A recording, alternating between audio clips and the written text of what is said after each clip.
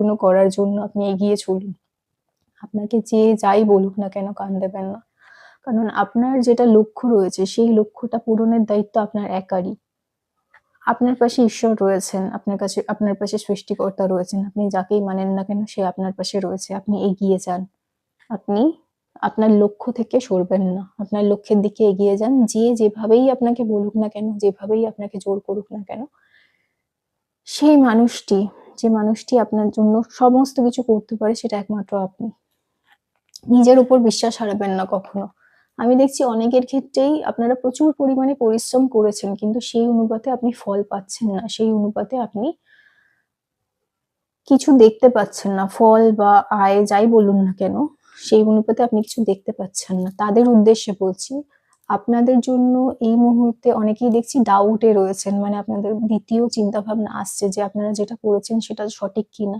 আপনারা যেটা করতে চলেছেন ভবিষ্যতে যে এত খাটাখাটনি করছেন সেটা কি আদৌ কোনো ফল দেবে? আদৌ আপনাদের জন্য ভালো? আপনি কি আদৌ নিজের লক্ষ্যে পৌঁছাতে পারবেন? এই ধরনের সেকেন্ড থটস বা ২য় ভাবনা চিন্তা যাদের মধ্যে আসে তাদের উদ্দেশ্যে বলছি। এই মুহূর্তে কিন্তু এই ধরনের ভাবনা চিন্তার মধ্যে জড়াবেন না। আপনি অনেকটা দূর এসছেন, আপনি অনেক পরিশ্রম করেছেন, আপনি অনেকটা দূর এসছেন। আর একটুখানি কিন্তু বাকি। খুব বেশি কিন্তু বাকি নেই।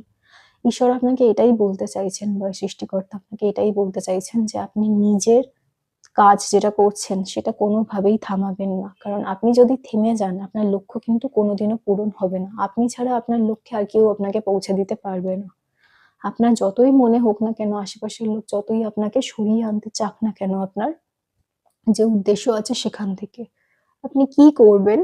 আপনি সেখান থেকে সরবেন না। আপনার মনে ২য় বার যদি চিন্তাভাবনা আসছে, ঠিক আছে? আমি বুঝতে পারছি অনেকেই প্রচন্ড পরিমাণে ক্লান্ত আমি দেখছি। প্রচুর মানুষ প্রচন্ড পরিমাণে ক্লান্ত। পরিশ্রম করেছেন জীবনে কিন্তু তাও সাফল্য পাচ্ছেন না। সেইজন্য আপনি প্রচন্ড পরিমাণে ক্লান্ত হয়ে রয়েছেন। যারা এই ধরনের পরিস্থিতিতে রয়েছেন যে এত পরিশ্রম করেছেন এবং এত পরিমাণে পরিশ্রম করেও আপনার কোনো ফলাফল সেইভাবে দেখতে পাচ্ছেন না, তাদের উদ্দেশ্যে বলছি, আপনারা কিন্তু থামবেন না।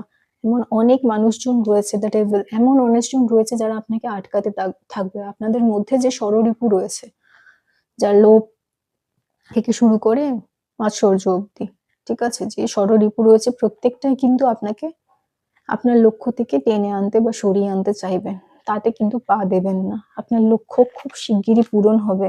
ঠিক আছে? আপনার লক্ষ্য খুব শিগগিরই পূরণ হবে।